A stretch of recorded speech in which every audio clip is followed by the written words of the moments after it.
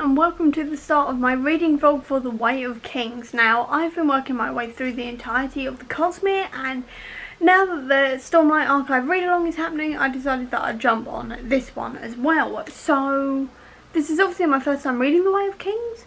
It's also the longest book I will probably ever read, unless some of the Stormlight gets even longer, but at 1,250 pages, it's definitely the longest book I've read so far in my life. So I'm a little bit worried about that one, but apart from that, I'm just really excited. I was nervous for the first few Brandon Sandersons, but I'm kind of now into it, and I'm like, yeah, I get this now.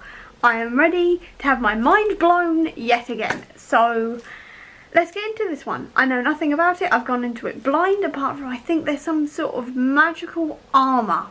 I've got nothing else, so I'm excited to see where this one goes and to start this very long series at last. I'm still a little nervous. But that's fine. That's absolutely fine. Let's get into it. Okay, so I've just read the prologue and like the first chapter, I think it's, because I'm just about to start part 1, Above Silence, and this is a very interesting start. I like it when books open on like battles and fight scenes. I really enjoy that. So that was a really good fun thing to see, to just sort of see.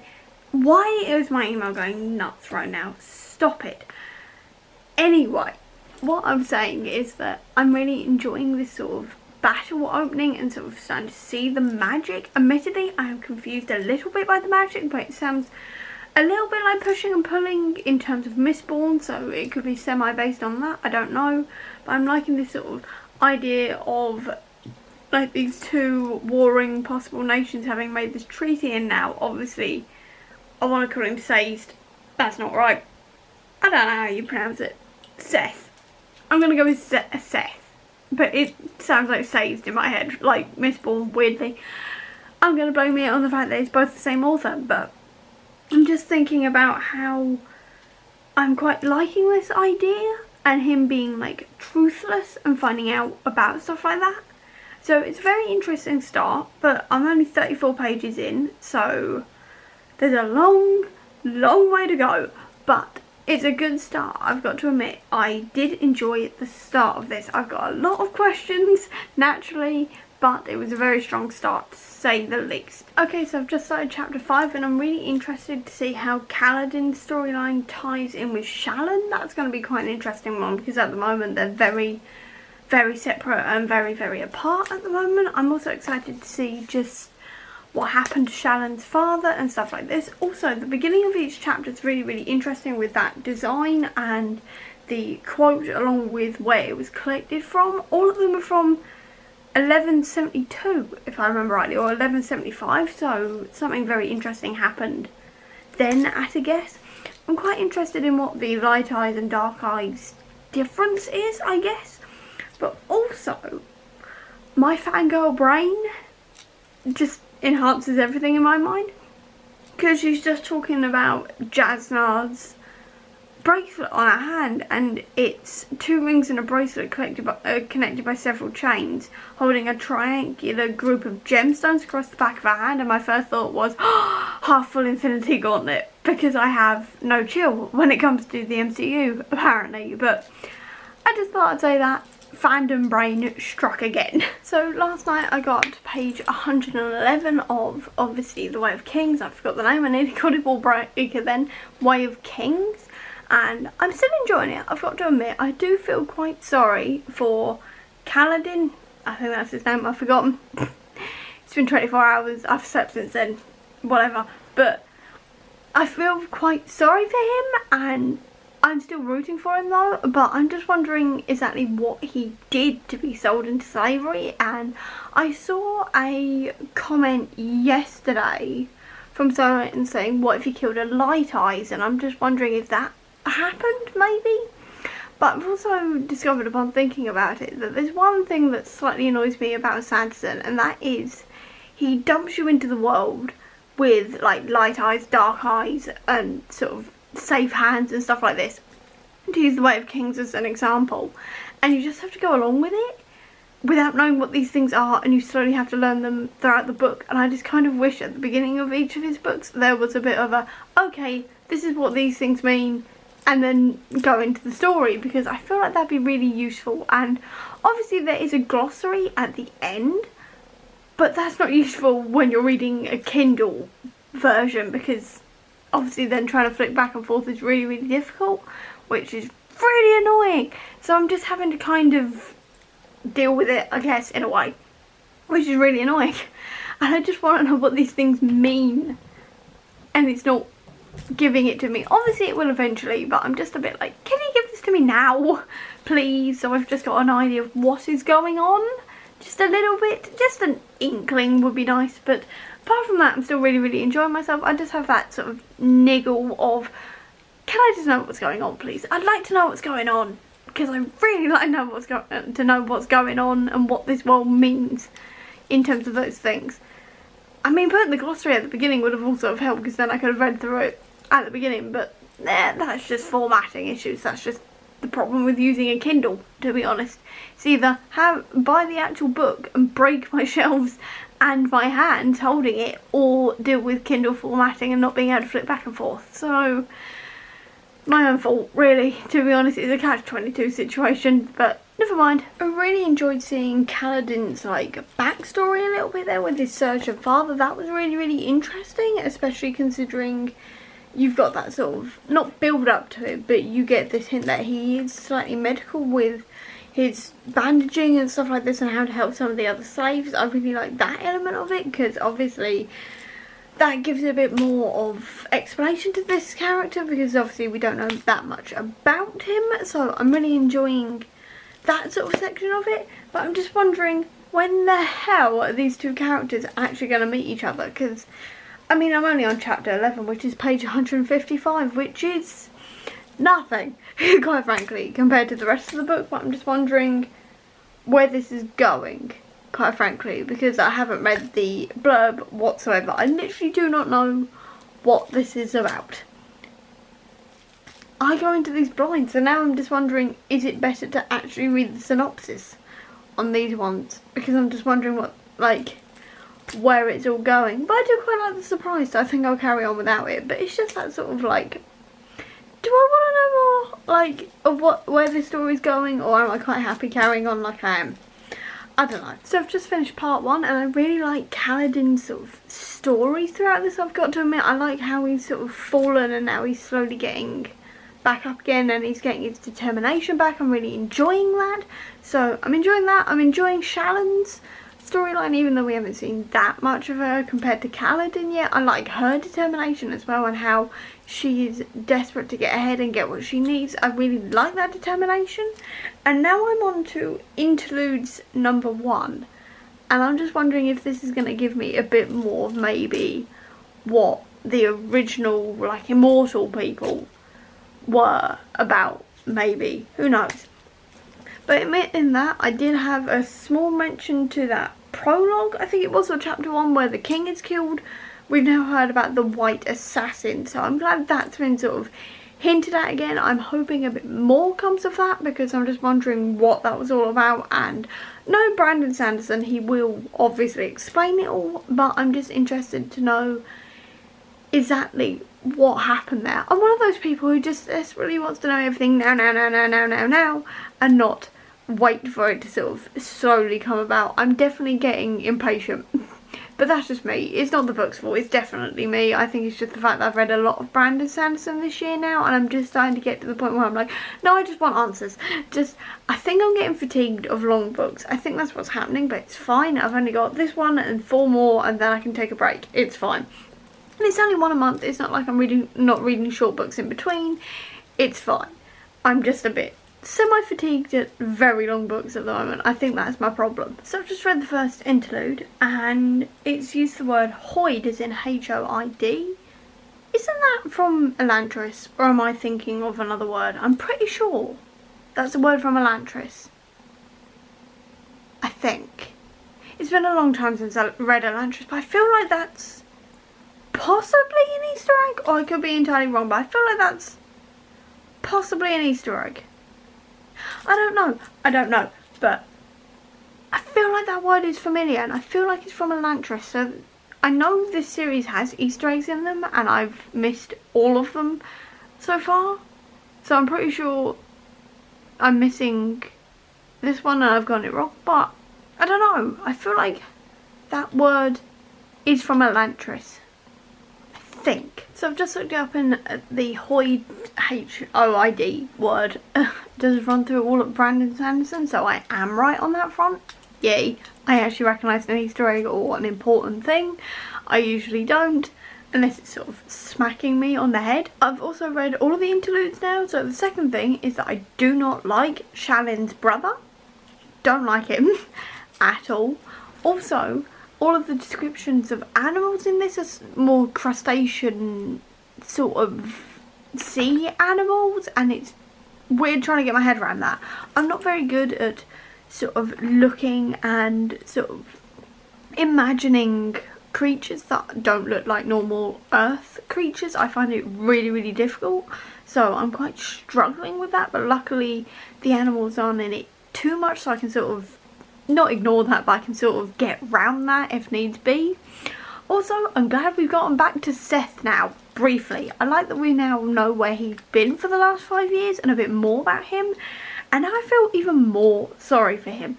And I'm just wondering where he's going to come into all of this as well. Obviously, I will find out eventually, but it's nice to sort of go back to him at last after like 170 pages of going, where are you? So I'm quite glad we've now had his point of view.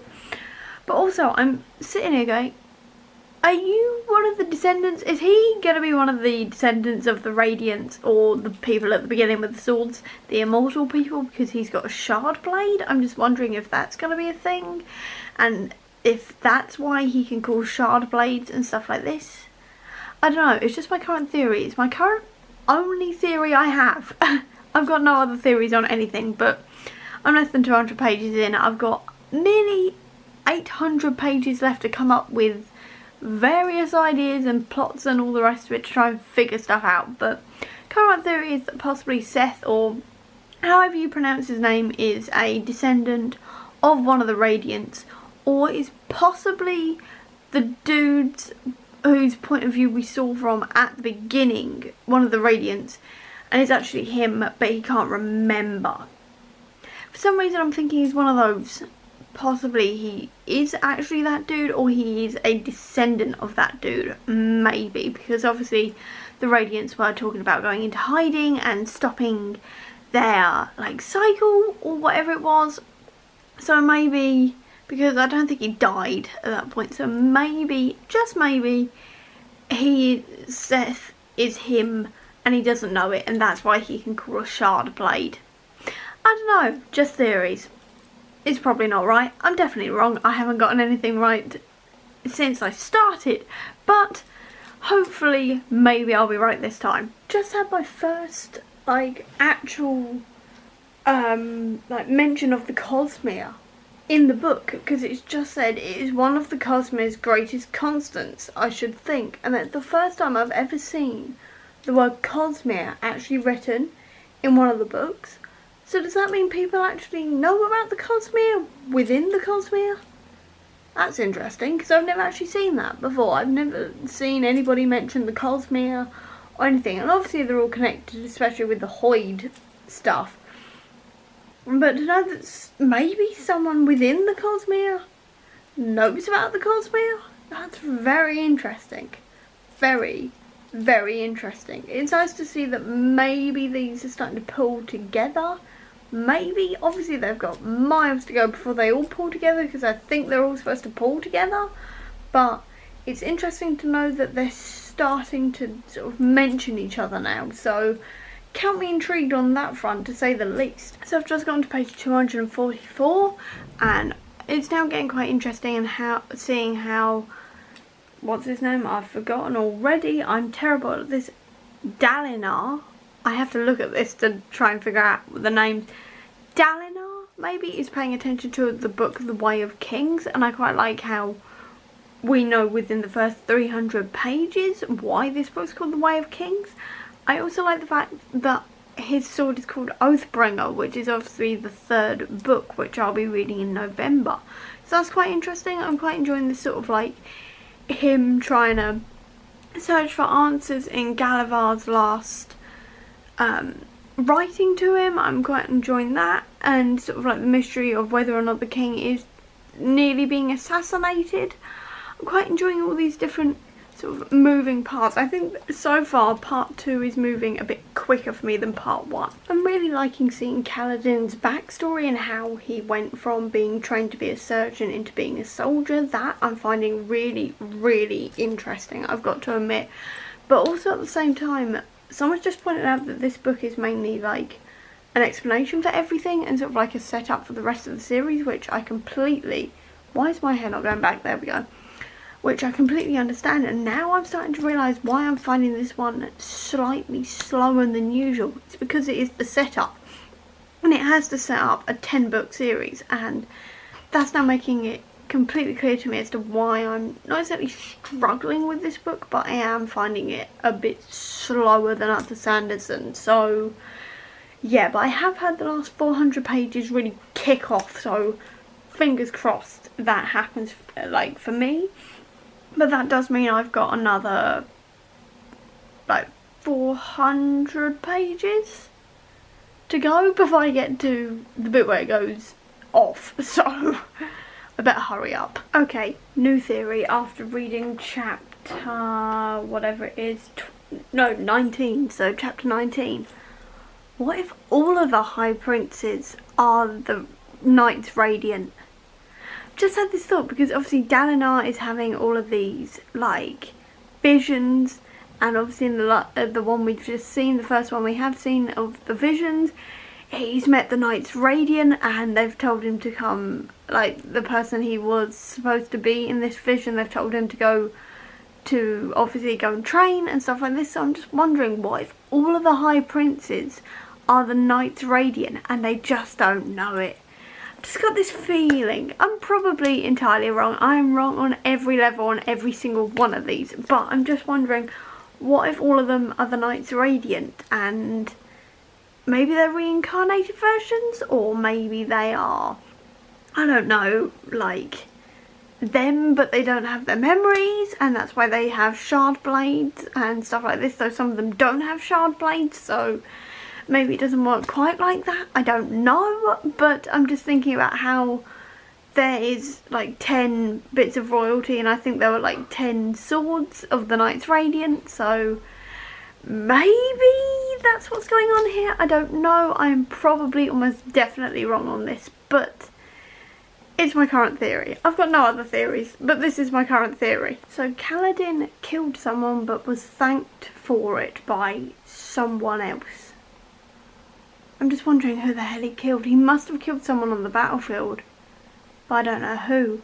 But at the same time, I'm thinking he's got a very similar story now to Seth, or Seth, I don't know how you pronounce his name, but the one who killed the king?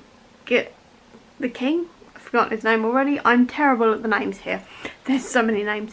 But I'm just wondering, they can't be the same person, because obviously Kaladin's only 19, but Seth's supposed to be in his mid-30s, so they're obviously not the same person, unless there's some weird time travel going on here, which I don't think is happening, unless Seth is happening in a different time, but he can't be because he killed the king 5 years ago, so it has to be the same timeline.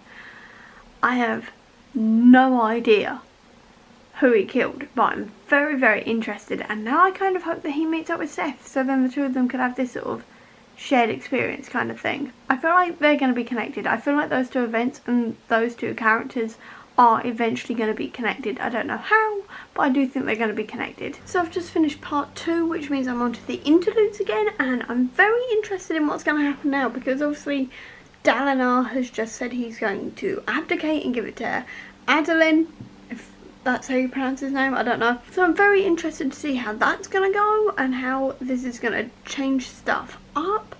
It's also quite interesting to see that he's losing the thrill of things, and he's starting to think, why weren't workers given shard blades and stuff like that to make their work easier? I like how he's sort of starting to wonder what's the point of shard blade, and like, just his storyline in general. I'm really enjoying that kind of idea with him and how he's changing and evolving and thinking about things. I'm really enjoying that kind of thing.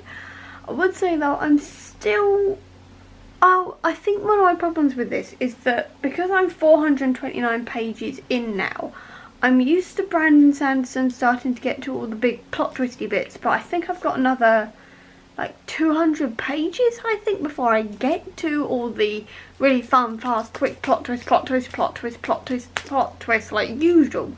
So I feel like this is going slightly slower than usual, also because we've only seen one bit of like where the lashings and everybody's true magic is coming in right at the beginning. It's not quite working as well for me as the other books are, but maybe that'll come out in the last 400 pages or something, and then in the next books everyone will have powers. I don't know, but I'm used to people in this having powers, so I'm like, where's your powers? The kind of thing, which I feel like it's making it slightly slow for me. I'm still interested in it. I'm liking the political machinations and all the rest of it.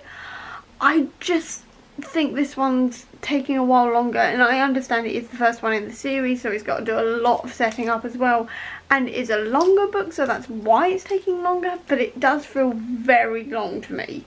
While enjoyable, it still feels very long. Interesting to hear about the whole, like, Jazz now thinking that Casboll, however you pronounce it, I'm terrible with names, possibly wanting her soulcaster, so that's quite interesting. And also interesting about the whole sand on a plate thing, and it perfectly symmetrically like looking like the cities, so that's quite interesting. And they also keep on mentioning the 5th city that's supposedly legend, and now I'm just wondering if the Radiants are there, like the Knights Radiants are all in the other city. I don't know, because obviously it's going to be important, because everything Brandon Sanderson mentions in any of his books, even in passing, turns out to be important. So I'm just wondering, is that going to be what happens? I don't know, but I have so many theories, and they're probably all wrong. I've never been right ever on any of this, but maybe, who knows? Maybe I could be right for once, but I have theories on a whole load of things. So it's just sort of starting to get to that. I'm on page, like, 512 at the moment, so I'm at the halfway mark. So I think in the next sort of 100 pages it then kicks off and gets into all the plot twisty bits, so I'm getting very close to the plot twist now, which is very exciting. So Kaladin survived the storm, which nobody survived, and he's also survived 24 bridge runs and hasn't been hit with a single arrow.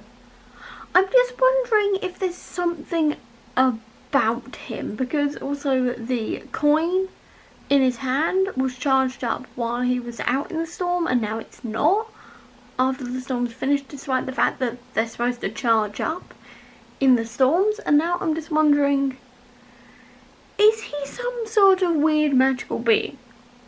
I don't know, I just think he may be some weird magical being, which would explain why he never gets hit and he never seems to want to go down. I don't know, maybe Kaladin is a mystery to me, and I think he may be my favourite because he is so much a mystery. And I'm just like, what are you? You are definitely not human. You are not human, or there is something about you that makes you different from other humans. I'm starting to get really into this now. It took 500 pages, but I'm starting to get really into this now, I've got to admit. Like, I was always intrigued and I was always enjoying it, but I found it a bit slow. I can see what people mean by the second half, sort of building things up a bit more and you start getting into the exciting stuff. I'm getting to the exciting stuff and I am really quite enjoying myself now. So let's keep on going. So I just finished chapter, what was it?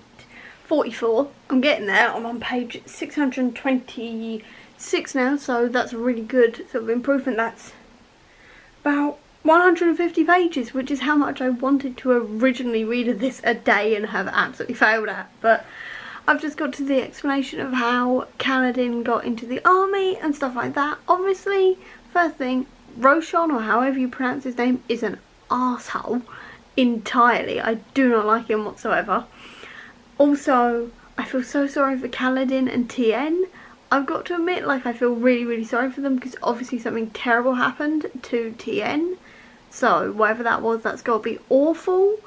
Also, I want to know what Shallan did that she feels so guilty about, because she's always talking about how guilty she feels over something, or at least she mentions it a few times. So I'm just wondering what happened there, and did she kill her father? It just occurred to me, did she kill her dad? I have a feeling she may have killed her dad. Maybe. I don't know. I'm probably wrong. But that's my thought at the moment, and that's why she feels guilty. I'm really excited to see if Jasnaf sort of figures out what's happened to her soulcaster. That's going to be really, really interesting, especially seeing as Shallan's only got a week before she's leaving. I feel like she's somehow going to end up not leaving, possibly, but we've now been introduced to her brothers in one of the interludes, so maybe we will, maybe we won't. But there's a whole load of things going on now, and it's starting to get really exciting because it's all sort of coming together, I feel like, or at the very least a lot of bigger plot points are coming, so very excited to carry on. But I am probably going to take the weekend off because I've got a busy weekend, but really don't want to leave it. I really don't want to leave it, but it's good progress today, and I'm now really starting to enjoy myself, so I cannot wait to see what the mass load of plot twists that are coming my way. I just can't wait to see what they're going to be. Also, I'm part of the Stormlight Readathon, like, group chat Discord thing, and I'm just looking through it, and I am very interested in some people's ideas of, like, maybe Kaladin is like Seth in terms of being able to sort of draw in Stormlight to gather strength, because obviously that's what he did with the coins while he was injured after the storm and stuff like this. So maybe he is like Seth or something. He's definitely not human, I know that much. He's definitely not human, he just hasn't realised it yet. I'm just wondering what the hell he is, but I like that theory that he's like Seth, whose name isn't Seth, but I call him Seth because it's just easier to try and call him Seth, essentially.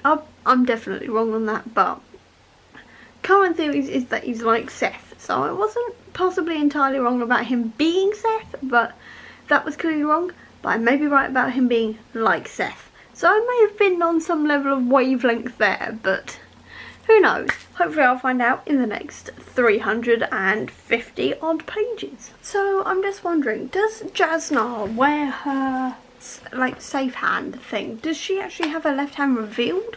Because if so, is that why she can use the soulcaster, but Shallan can't because she's using her right hand? But she can still connect to it somehow because when it's in her safe pouch in her left hand, she can see those things, and she got transferred to the other universe type thing, talking to the weird disembodied voice. So I'm just wondering if it's something to do with hands and safe hands, because there's obviously no explanation for safe hands yet, so I'm just wondering if there is something magical about the safe hands, or if it's just a religious thing in this world.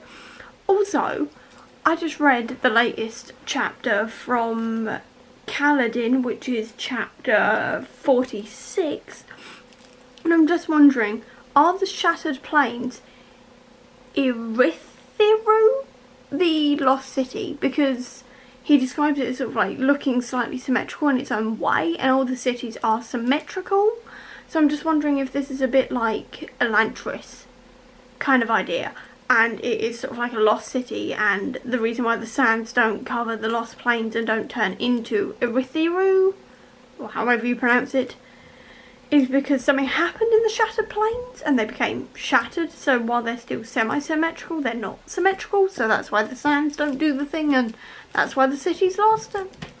Probably wrong. I'm probably entirely wrong, but that is the current theory.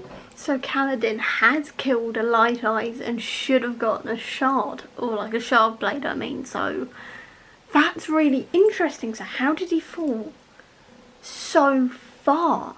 Was he thrown into slavery because he didn't take the shard blade? Was he punished for killing a Light Eyes? Because that's supposedly alright in battle, so I'm just like, how did he fall so far? It's so interesting to see that first battle from that first bit, from Kaladin's point of view, to see what was actually going on. That was so interesting, and I'm just like, just he's going to end up with a sharp blade. He has to end up with a sharp blade eventually, but I'm just wondering how he's going to end up with a shard blade. That Amaran is an arsehole. I've just gotten to the 1 year ago bit with Kaladin, and it explains everything. This is wonky. I'll try to, there we go. But, oh my god. Just branding him a slave just so he can keep the shard blade so it doesn't get out around the camp even though Kaladin didn't want it.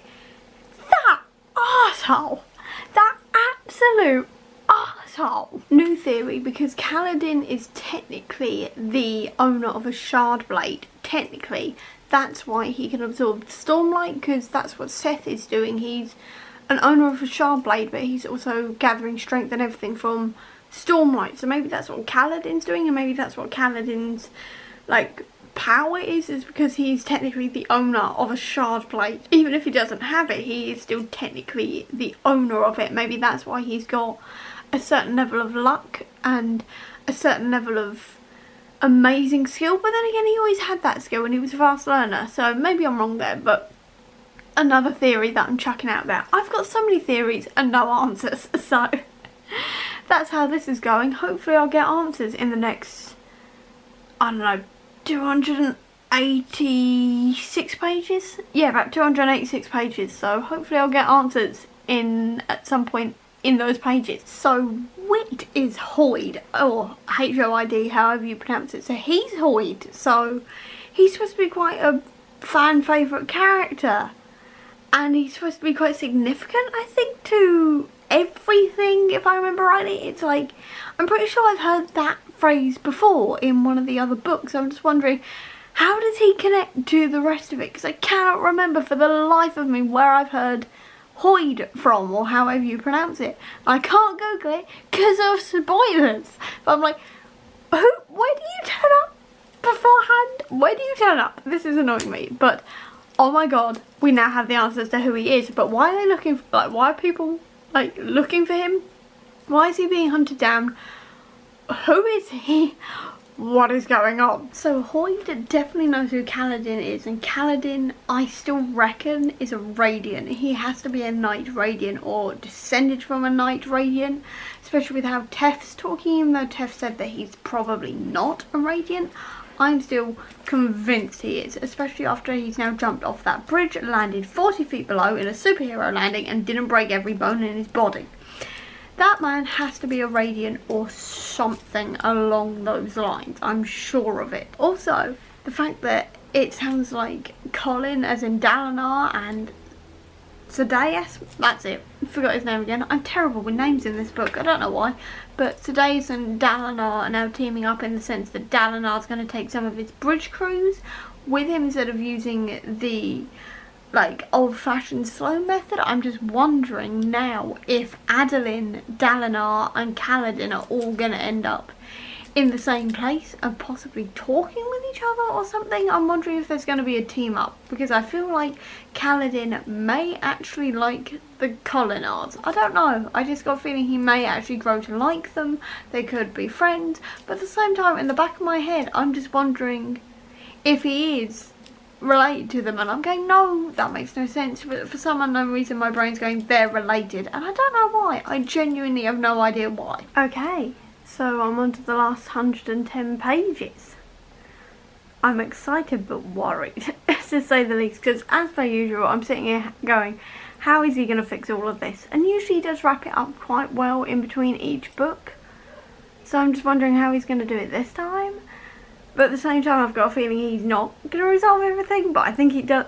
I always think that every single time, so I'm probably wrong, and he is going to resolve a lot. I mean, at the very least, the bridge crew have to get out. Like, Kaladin and the rest of them have to get out, surely. I feel like they may end up with Dalinar, I reckon, and end up switching with Dalinar, maybe, or something, unless they completely escape. But then Kaladin's going to have to try and meet up with everyone again, because clearly he's going to have to work with them somehow, along with, obviously, Shallan and everybody else. I'm just like, how is this all going to work? Obviously, there's 2 more books.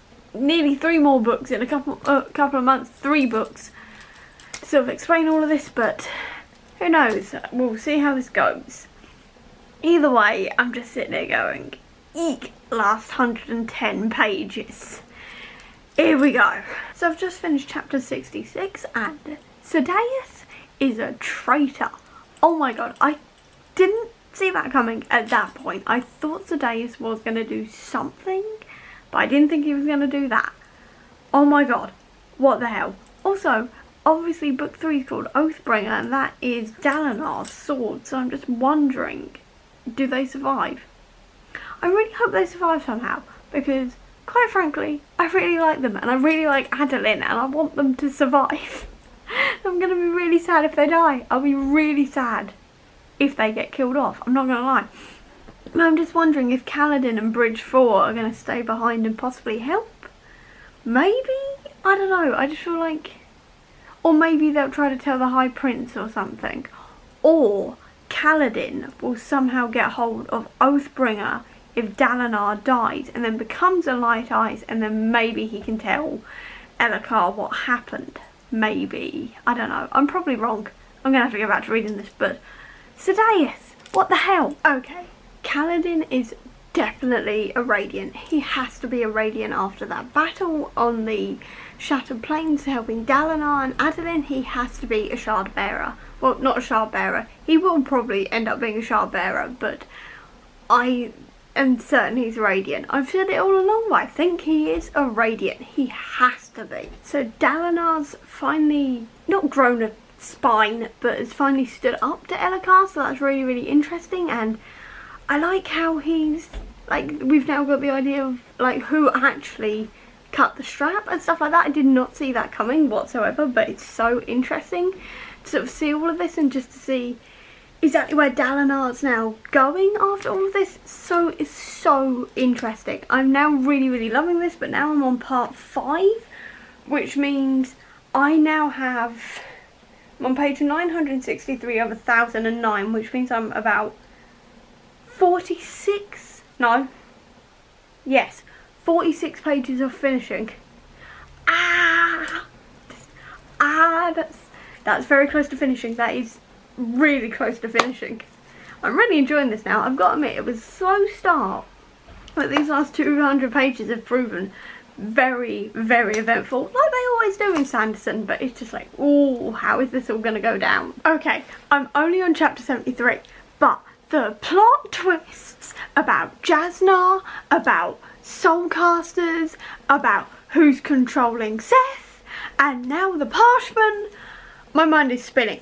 My mind is spinning. I didn't see any of this coming. What is with Sanderson and getting to the last 50 pages and then just slamming the plot twist? It's like the last half of a season of Westworld that just hits you with like 20 plot twists in a row that you did not see coming.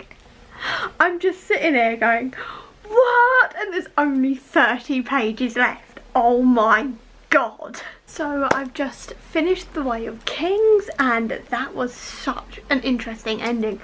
I've got to admit, I'm now really, really excited for the next one. I have to admit, the first half of this book had me going, I'm not entirely sure if I'm going to enjoy this series, because for me it was a bit too war-based and a lot lacked in it in terms of magic. But now that we've got through the second half, we've now got Jasnar and obviously Shallan with their magic, and we've got the Desolation coming and everything else, and everyone's started to meet up with each other now, and we're starting to get to like the bigger storyline and everything's now been set up. I'm now really, really enjoying this. I would say I have not enjoyed this one as much as I enjoyed Mistborn or Elantris or Wallbreaker, but this is supposed to be the setup for the entire 10-book epic, so I can't really compare it to the others at the moment.